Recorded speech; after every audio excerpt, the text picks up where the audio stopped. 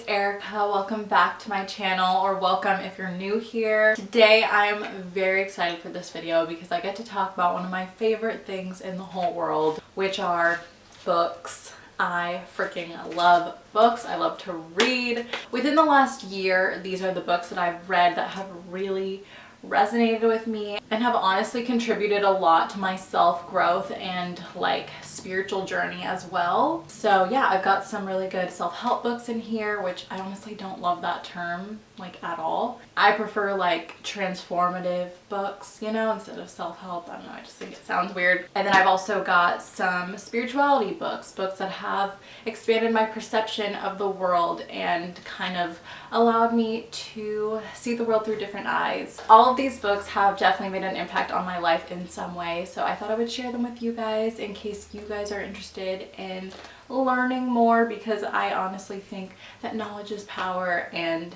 I think books are a gift from the heavens above. So I'm excited to just talk about these with you guys today. I'll tell you a little bit about them, maybe read some of the little quotes that I've bookmarked. As you can see, a few of these are very annotated. I don't know if you can tell. There's a lot of sticky notes. Without further ado, grab a snack, grab a beverage, and let's get right into the video. So the first book I'm going to be talking about today is called You Are a Badass, and I'm sure you have seen this book at some point in your life, whether it was in Urban Outfitters, in Target, on social media. This book is so well known, I feel like, and I feel like so many people have read it as well. But if you haven't yet, I highly recommend that you do. I love the author of this book because I think she's very inspirational, motivational, but she's also very comedic and lighthearted when she writes. So it makes it like entertaining to read almost, but you're also learning about really valuable stuff. And I love that the core message of this book is to love yourself first. You wouldn't probably expect that from it, but that is the core message, and I truly believe that it's so true. So yeah, I definitely recommend reading this book. I'm just gonna read a random little quote that I've bookmarked here. All right, so this is in the gratitude chapter. If you want to be a real rock star in the manifestation department, get to the point where you have both unwavering faith and unwavering gratitude for that which you desire. This is when the real magic happens, because mixing faith with gratitude is the high holy moly of manifesting. But yeah, as you can see, I annotated a lot in this book. I just love it so much. I just feel like this book gives you that little nudge or like kick in the butt that you need to like do something that you've always wanted to do. The next book I have to share with you guys really changed my perspective on the idea of creativity, and it is called Big Magic: Creative Living Beyond Fear by Elizabeth Gilbert.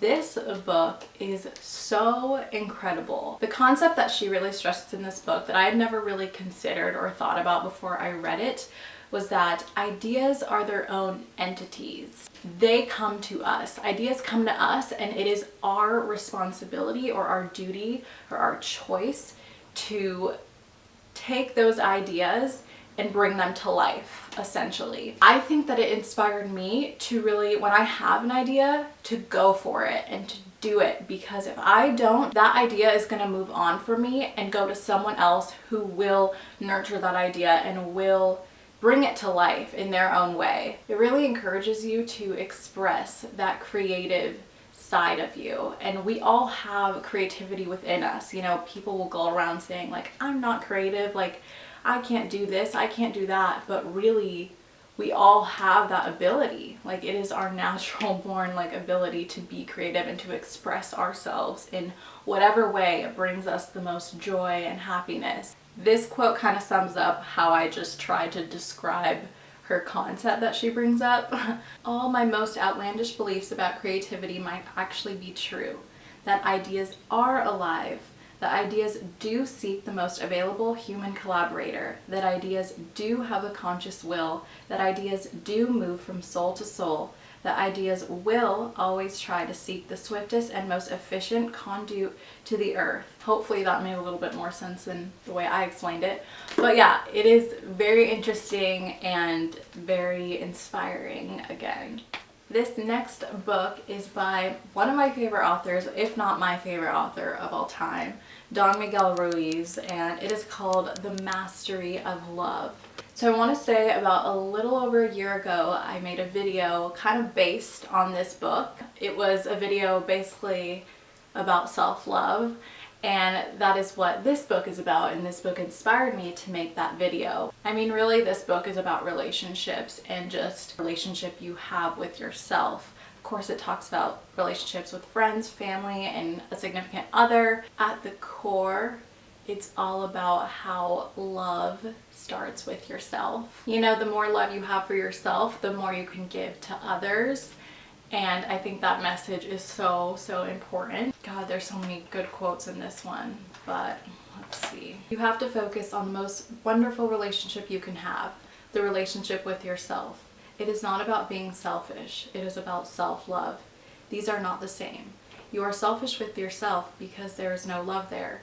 You need to love yourself, and the love will grow more and more. Then, when you enter a relationship, you don't go into it because you need to be loved. When love is coming out of you, you are not searching for love because you are afraid to be alone. When you have all that love for yourself, you can be alone and there's no problem. You are happy to be alone, and to share is also fun. The thing I love about Don Miguel is that he makes it so simple and easy for anyone to understand. Like, I remember when I first read The Four Agreements, which I talk about all the time, and it's my favorite book I've ever read, and I think you should all read that one. If you've never read The Four Agreements, you gotta do it, and then read this one. I just love his simplicity and his style of writing. It's very beautiful. Speaking of authors who have a simplistic style of writing, Paulo Coelho is another one of those writers. This is The Alchemist. Fun fact, I actually first read this in my, was it junior or senior year? I think it was junior year of high school in my English class. This past year I reread it and I got so much more out of it because I paid close attention and I annotated, and I just really wanted to just focus on the words and like what the core messages and symbols were in this book.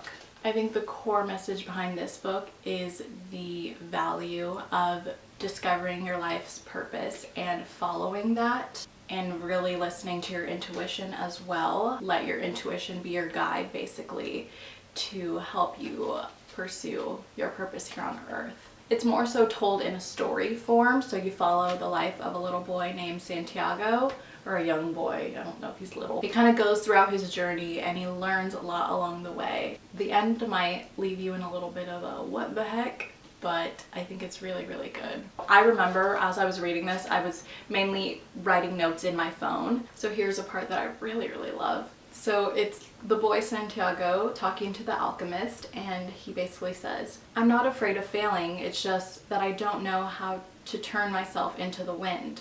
Alchemist says, "Well, you'll have to learn. Your life depends on it." The boy says, "But what if I can't?" And the alchemist says, "Then you'll die in the midst of trying to realize your personal legend.